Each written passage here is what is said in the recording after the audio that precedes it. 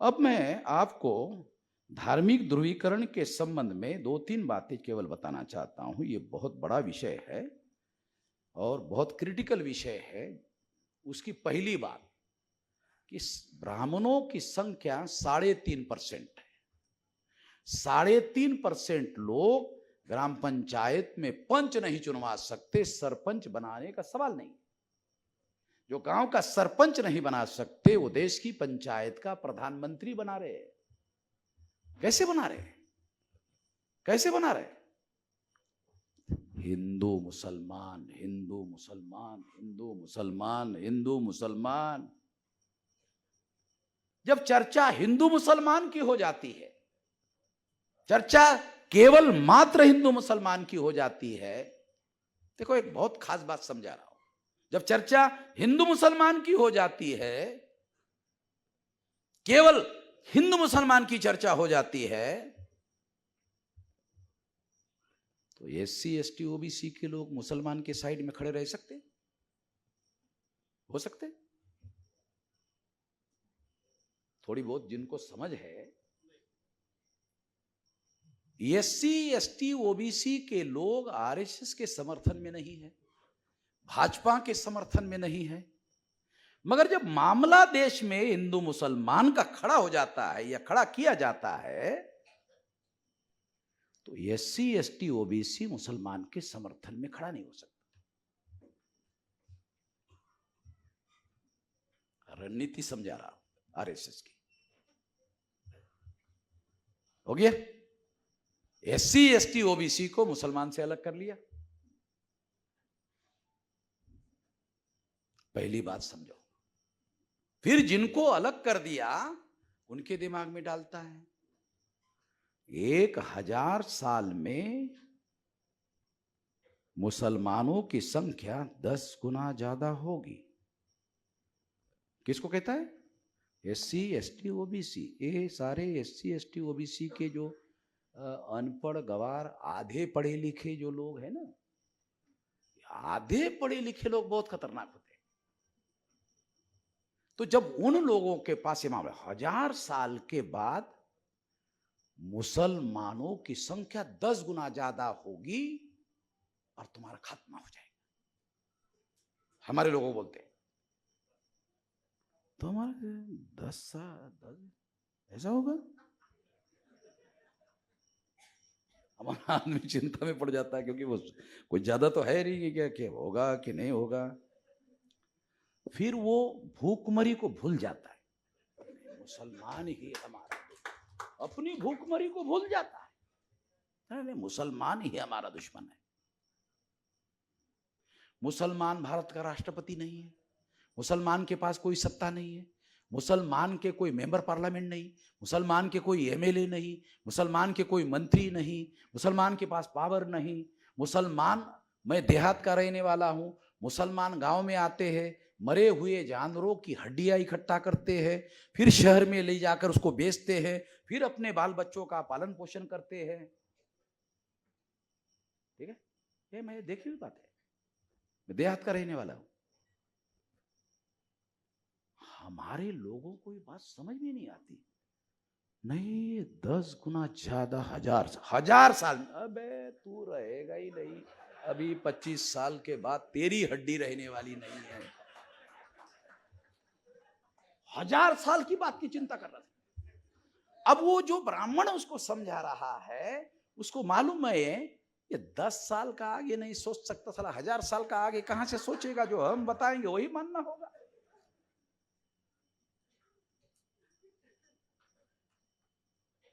तो हमारे जो लोग हैं, आधे पढ़े लिखे लोग जो है, वो इस तरह के प्रभाव में आते हैं। अरे मुसलमान ज्यादा खतरा है, मुसलमान के पास कुछ ही नहीं है, नौकरी नहीं। उसको चपरासी की नौकरी देने के लिए अटल बिहारी वाजपेयी प्रधानमंत्री बन गया। बनने के बाद चीफ सेक्रेटरी को बुलाया और एक सीनियर मोस्ट आईएएस ऑफिसर को बुलाया, पूछा कि मुसलमान के विरोध में हम कुछ करना चाहे क्या कर सकते हैं, जरा बताइए तो क्या क्या कर सकते हैं। तो चीफ सेक्रेटरी ने कहा कुछ नहीं कर सकते। प्रधानमंत्री हम है भाई, कुछ नहीं कर सकते। कैसे नहीं कर सकते? पावर हमारे पास है, निर्णय लेने का पावर हमारे पास है, कुछ नहीं करते। अरे कैसे नहीं कर सकते? कर सकते हैं, बताइए कैसे नहीं कर सकते?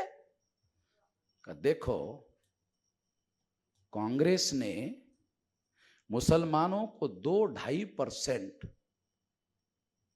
प्रशासन में रिप्रेजेंटेशन रखा, 2-2.5%।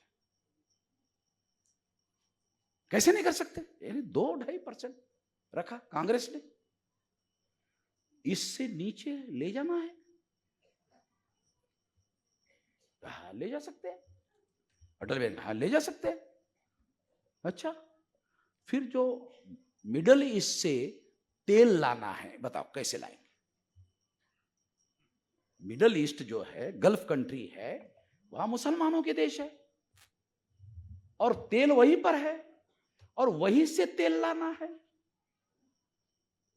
तो एक तो मोहम्मद भाई दिखाना पड़ेगा, एक तो मोहम्मद भाई दिखाना पड़ेगा ना कि नहीं हमारा तो सेकुलर है भाई।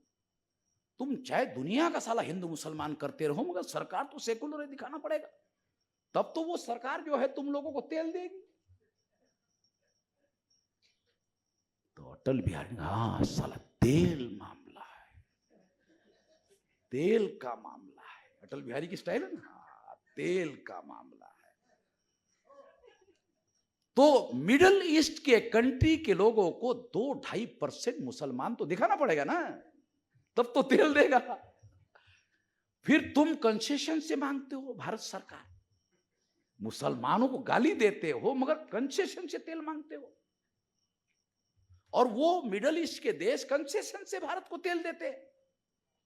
मालूम नहीं आप लोगों को? ये जो ईरान है, ये रुपया लेता है, दुनिया में एक देश है ईरान, भारत का रुपया लेता है, दुनिया में रुपया कोई लेता ही नहीं।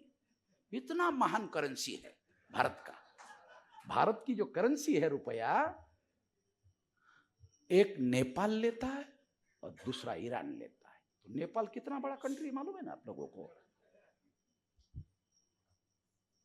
तो नेपाल इसलिए लेता है क्योंकि भारत का 1 रुपया वो 3 रुपए में खरीदता है, तो उसका करेंसी कमजोर है, इसलिए नेपाल रुपया लेता है।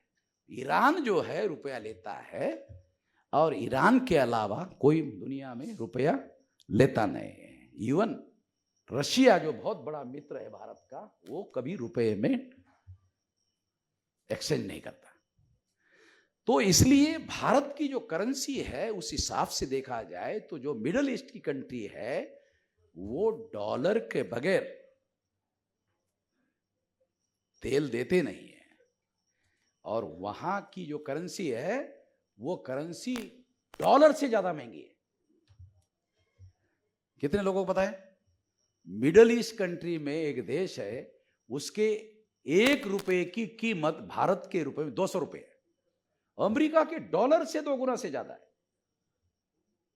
कितने लोगों को पता है? मिडिल ईस्ट कंट्री में ऐसे कुछ देश है जहां की करेंसी 200 रुपए से ज्यादा महंगी है। यानी उनका 1 रुपया अगर लेना है, हाँ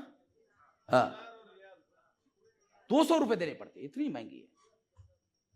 मैं तो एग्जाम्पल के तौर पर आपको बता रहा हूं, बात समझ में आ जाए तो ये तेल का मामला कितना ज्यादा क्रिटिकल है, बहुत ज्यादा क्रिटिकल है। इस बात को ध्यान में रखते हुए ये बात आपको समझा रहा हूं। अटल बिहारी वाजपेयी भी मुसलमानों के विरोध में कोई फैसला नहीं ले पाए।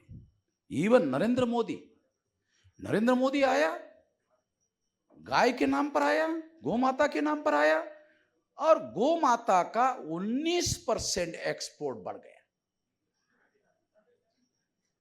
19%।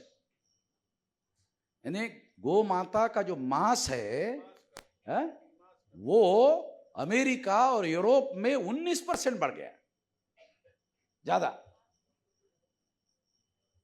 गाय को माता कहने वाले लोग काट रहे हैं, इधर ही काट रहे हैं, मुसलमान को काटने दे नहीं रहे। तो काट तो कोई रहा होगा, मुसलमान को काटने नहीं दे रहे गाय को, फिर कोई तो काट रहा होगा।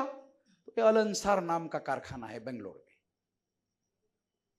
उसमें सारे यही बीजेपी वाले जो गौ माता को मां कहते, मां को काटते, अपनी मां को काटते, क्योंकि इनको गौ माता नहीं, किसी से भी कोई लेना देना नहीं, ब्राह्मण को कोई लेना देना किसी का नहीं है, ये ध्यान रखो। मैं ऑस्ट्रेलिया में जब पहली बार गया, तो वहां बहुत सारे मराठा लोग हैं, पुणे के, इधर आसपास के। तो वहां प्रशांत राणी ने मुझे एक उदाहरण बताया कि हम आने के पहले जोशी और एक मराठा दोस्त हुआ करते थे।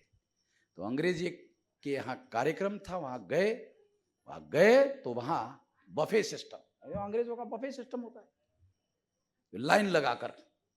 तो मराठा जो है शाकाहारी लाइन में लग गया, जो जोशी था पुणे का वो बीफ में, गौ माता में लग गया।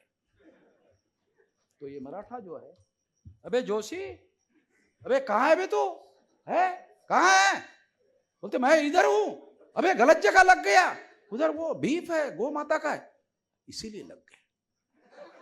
जोशी ने क्या कहा, वो वहां बीफ है ना, हाँ इसीलिए लग गए। अबे तू तो बोलता है कि ये खाना नहीं चाहिए।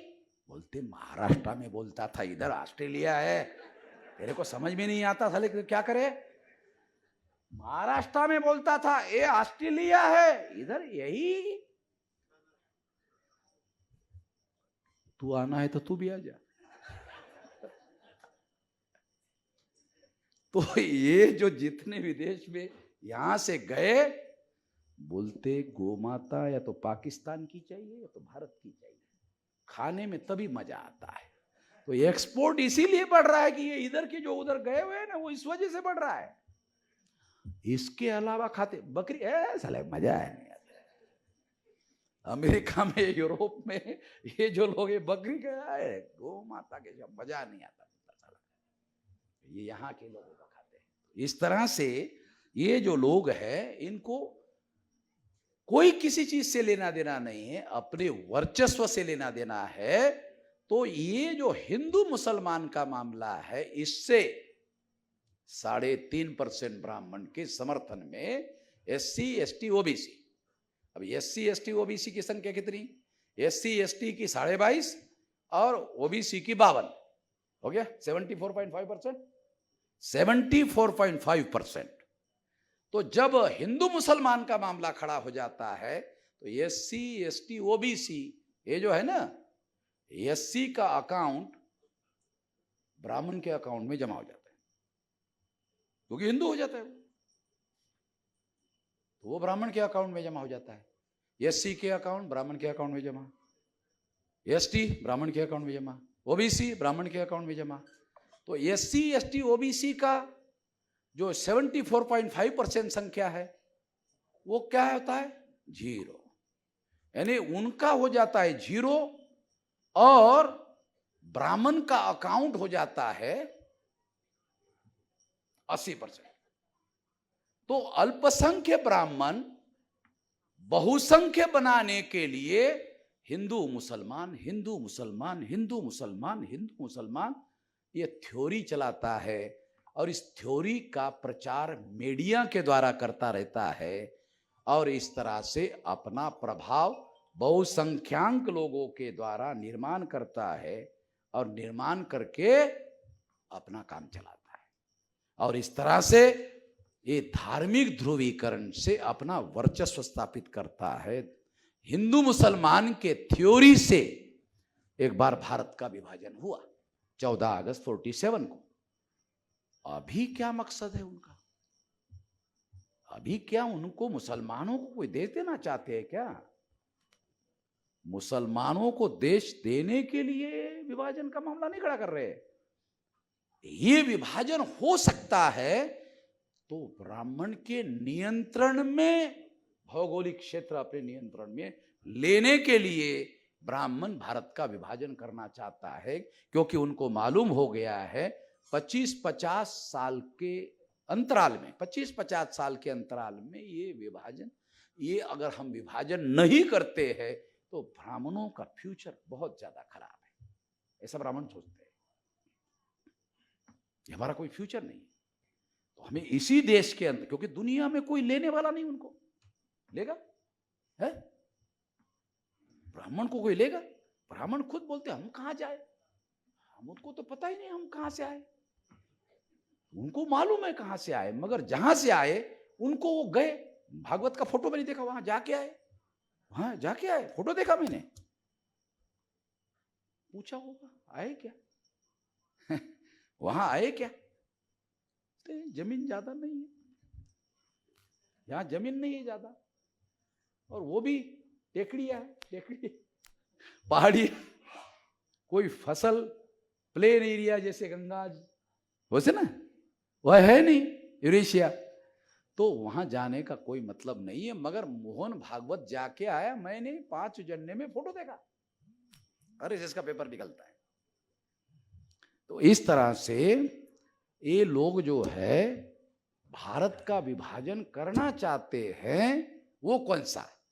तो हिंदू मुसलमान की थ्योरी चला रहे हैं, मगर मुसलमान को दोबारा एक और देश देने के लिए नहीं चल रहे। खास बात आपको बता रहा हूं, कि मूल निवासियों का एक देश और विदेशी जो यूरेशियन है उनका एक देश, इस तरह से विभाजन करना चाहते हैं।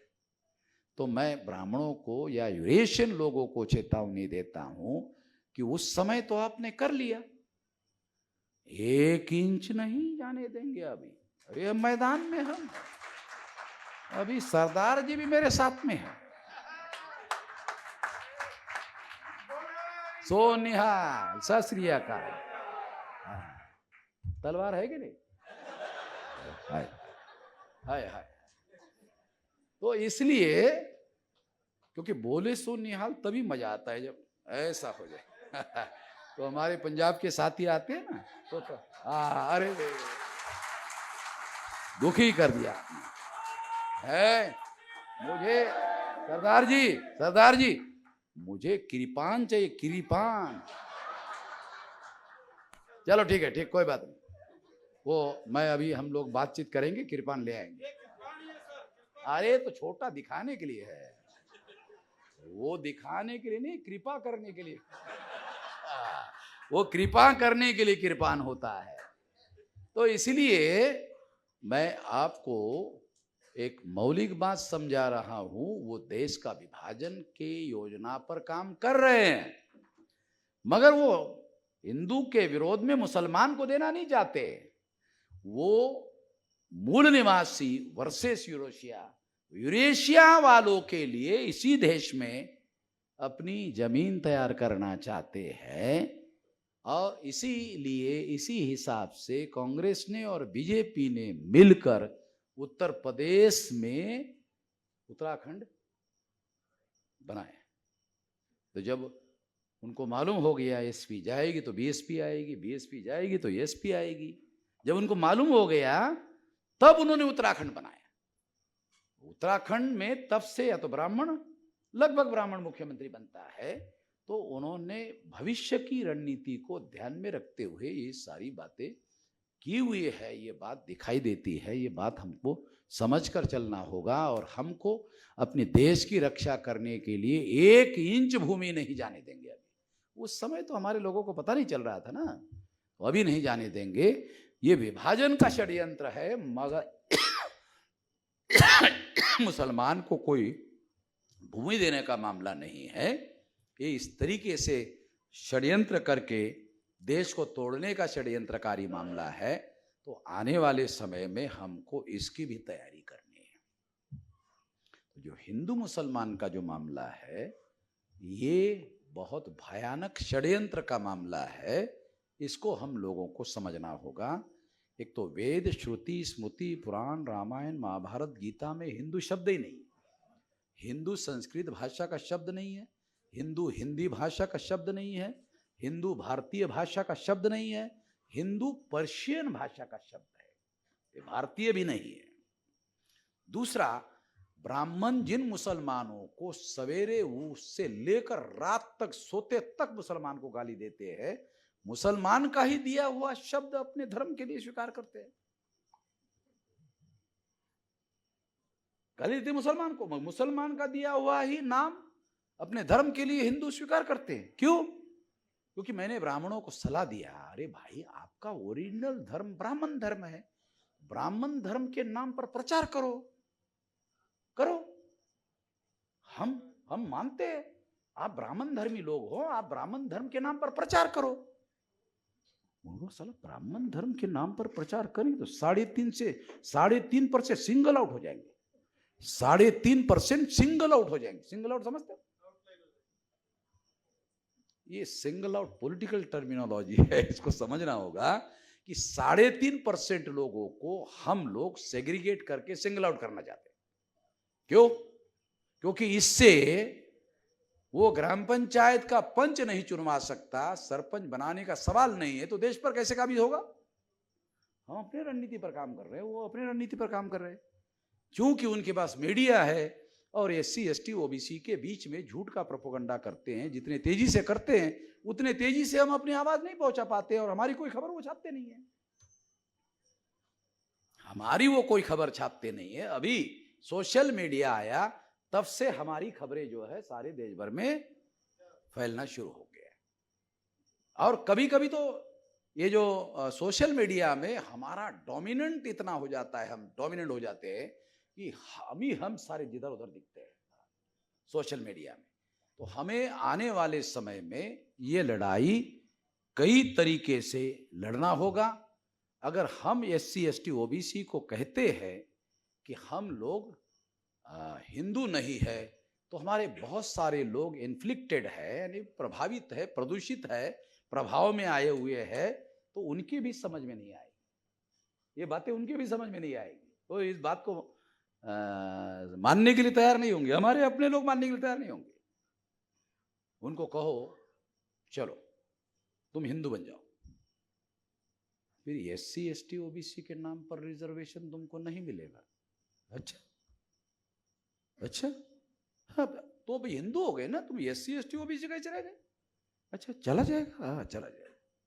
तो थोड़ा समझ में आता है, मतलब ही लोग है हमारे उनको मतलब के हिसाब से समझाना पड़ता है, जैसे उनके समझ में आता है वैसे उनको समझाना पड़ेगा। देखो बीजेपी या RSS के प्लेटफॉर्म पर SC ST OBC की टर्मिनोलॉजी यूज नहीं की जाती। हिंदू, अगर हम भी हिंदू टर्मिनोलॉजी का उपयोग करें तो RSS का इनडायरेक्टली काम कर रहे हैं। तो इसलिए हमको कभी भी ब्राह्मण टर्मिनोलॉजी का उपयोग करना चाहिए, जो मैं हमेशा करता हूं। मैं आपको एक उदाहरण देता हूं। रेल में मैं ट्रैवलिंग कर रहा था, तो आपको मालूम है कि एक जो रेल का कंपार्टमेंट होता है उसमें एक कंपार्टमेंट में 8 लोग होते हैं। वो 8 लोगों में एक ही ब्राह्मण था और ये अकेला ही बोल रहा था। सारे लोग सुन रहे क्योंकि SC ST OBC पंडित बोल रहा है, फिर दूसरे लोग थोड़ी कुछ बोलेंगे। वो अकेला ही बोल रहा था, वो सुन रहे थे। मैं उसकी तरफ ध्यान ही नहीं दे रहा था। उसने देखा कि एक आदमी मेरी बात के साल को तवज्जो नहीं दे रहा है? फिर उसने मुझे, अरे आप चर्चा में शामिल नहीं है? पंडित जी ने कहा मुझे, तो मैंने पंडित, वो मुझे जानता नहीं मैं कौन हूं। तो मैंने पंडित जी को कहा, पंडित जी आप चाहते हो मैं शामिल हो जाऊं? मैं ऐसा चाहता हूं। पंडित जी ने कहा, मैंने कहा सोच विचार कर लो, दोबारा एक बार मौका देता हूं, सोच विचार कर लो, सोच विचार करके बताओ कि मैं शामिल हूं कि नहीं हूं। शामिल हो जाओ। देखा, ठीक है ना? ओके। अभी मेरा छोटा सवाल है, आपके लिए तो बहुत छोटा है, आप पंडित जी हैं, जाके पूछिए। तो उसको बड़ा सवाल, ये सवाल पूछने वाला अनाड़ी आदमी, मैं जवाब देने वाला। साइकोलॉजी होती है ना पंडित लोगों की, उसके अहंकार को सेटिस्फेक्शन करने वाला मामला था। तो मैंने कहा कि हिंदू धर्म के धर्म ग्रंथों का नाम बताइए। ब्राह्मण को छोटा सा सवाल का, वेद श्रुति स्मृति पुराण रामायण महाभारत गीता। उसने कहा ये तो ब्राह्मण धर्म के धर्म ग्रंथ है, मैंने आपको हिंदू धर्म के पूछा, आप ब्राह्मण धर्म के बता रहे हो। चौक, अरे ये तो आपने ब्राह्मण धर्म के धर्म ग्रंथ बताया, मैंने हिंदू धर्म के पूछा। देखो ये चालाकी जो है ये बनते लोगों को होनी चाहिए, नहीं है क्या करे, मुझे करना पड़ रहा है बनते लोगों का काम। बुद्ध के समय में ऐसे होता था। आप बुद्ध का और अश्वलायन का डायलॉग पढ़ो बनते जी, बुद्ध का और अश्वलायन का डायलॉग जो है ना वो पाली साहित्य में है। अश्वलायन ब्राह्मण था। तो मैं आप लोगों को समझाने के लिए, उदाहरण देने के लिए कहा, ये तो ब्राह्मण धर्म के धर्म ग्रंथ आपने बताए, मैंने आपको हिंदू धर्म की पूछा था। तो उसने क्या जवाब दिया, एक कच है, ब्राह्मण धर्म के और हिंदू धर्म के धर्म ग्रंथ एक ही है। अच्छा, मैं तो जानता ही था। मैं साहब ये गधे लोग जो है ना, ये बाकी वाले मेरे को छोड़कर जो हाँ हाँ मुंडी हिला रहे थे सारे SC ST OBC के, तो मैं उन लोगों को इनडायरेक्टली बता रहा था, हाँ भाई देखो क्या बोल रहा है कि ब्राह्मण धर्म के धर्म ग्रंथ और हिंदू धर्म के धर्म ग्रंथ एक है। अच्छा मैं एक है, हाँ एक है।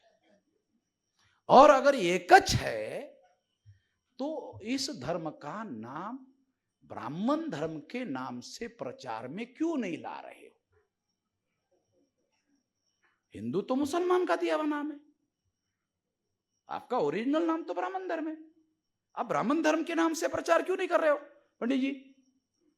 ओरिजिनल तो ब्राह्मण धर्म है।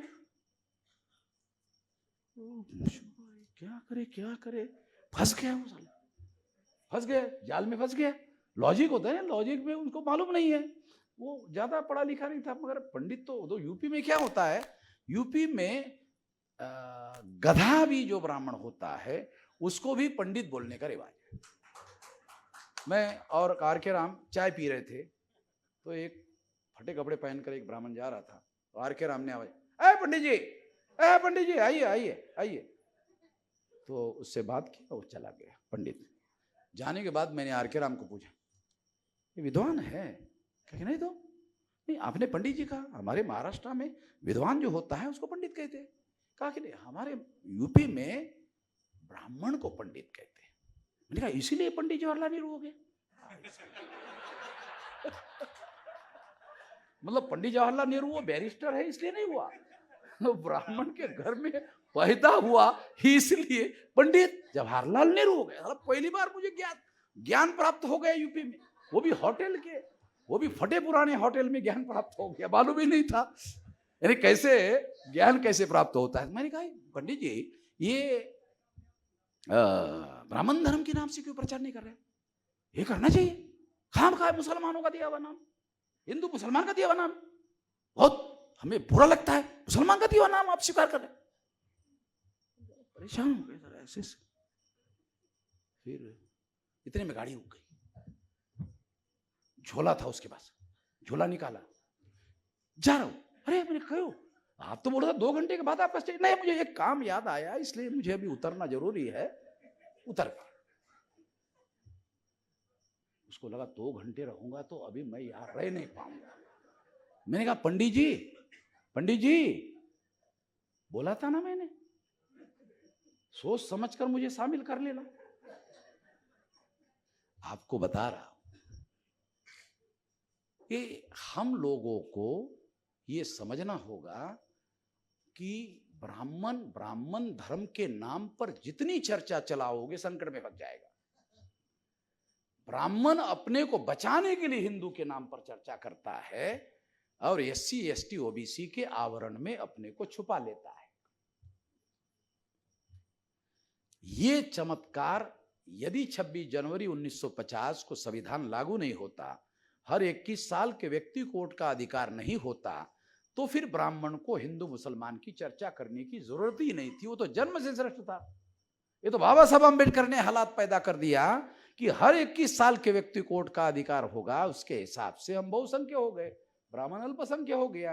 यानी हमारी गिनती होनी शुरू हो गई और उस गिनती के आधार पर MLA चुनेगा, MP चुनेगा। तब उनको लगा कि अब 3.5% वाले लोगों को चुनकर जाना होगा और MP बनना होगा, ज्यादा संख्या में MP बनना होगा, ज्यादा संख्या में एमपी बनेंगे तो पीएम होंगे, एमपी नहीं बनेंगे साला पीएम कहां से होंगे? एमपी ही नहीं बनेंगे तो पीएम कहां से होंगे? इसलिए हम लोगों को रणनीतिक तौर पर बोलते आना चाहिए, रणनीतिक तौर पर बोलने का हुनर हमारे अंदर होना चाहिए। केवल बोलते आना चाहिए, इससे काम चलने वाला नहीं है। आपको रणनीतिक तौर पर लक्ष्य को ध्यान में रखते हुए बोलते आना चाहिए और उस हिसाब से बोलने का हुनर हम लोगों को सीखना चाहिए। इससे काम चलेगा, क्योंकि लोकतंत्र में चाकू छुरी बंदूक गोली नहीं चलाई जा सकती, लोकतंत्र में बोली चलाई जा सकती, गोली नहीं। बोली चलाई जा सकती है, गोली नहीं चलाई जा सकती है। इसलिए वामन मेश्राम केवल बोली चलाता है, देर बोलते रहता है और कुछ तो करता नहीं है, तो हमको कुछ करता हुआ दिखाई नहीं देता वामन मेश्राम। तो ये बोली जो है, इससे जागरण होता है, जागरण से प्रबोधन होता है, प्रबोधन से लोगों के ओपिनियन बनते हैं और वो लोग तैयार होते हैं। तो मेरे पास क्या है? मेरे पास कुछ नहीं। तो लोग जो है, लोग जुड़कर संगठित हो रहे हैं, इस जागरण के अभियान की वजह से हो रहे हैं। लोगों को समझ में आ रहा है, वो जागृत हो रहा है, जो जागृत हो रहा है वो हमारे साथ आ रहा है और इस लड़ाई में साथ सहयोग करने के लिए तैयार है। ये मीडिया वाले हमारी एक लाइन की बात नहीं छाप रहे तो भी इतना बड़ा विशाल संगठन हमने खड़ा कर दिया। आने वाले 10 साल में सोशल मीडिया को साथ में लेकर 1 करोड़ लोगों तक मैसेज पहुंचा देंगे और बहुत कम समय में 2029 तक ये हालात देश में हम पैदा करेंगे कि हमारे सहमति के बगैर, हमारे समर्थन के बगैर इस देश को नहीं चलाया जा सकता। ये देश हमारा है और हम आने वाले समय में जो संवैधानिक ऑब्जेक्टिव है, प्रीएम्बल ऑफ द कॉन्स्टिट्यूशन है, उसके अनुसार देश को चलाया जाएगा और उस मकसद को पूरा करने के लिए चलाया जाएगा। इस मौके पर मैं इतना ही कहना चाहता हूं। आपने भी बात ध्यान से सुनी, इसके लिए आभार, धन्यवाद। धन्यवाद साहेब, आपण अत्यंत आम्हाला सखोल मार्गदर्शन केलेलं आहे। आजच्या प्राध्यापक डॉक्टर संजय गायकवाड सर, कोकण प्रभारी बॉम्बशेप हे आभार प्रदर्शन करतील अशी मी त्यांना विनंती करतो। प्राध्यापक डॉक्टर संजय गायकवाड।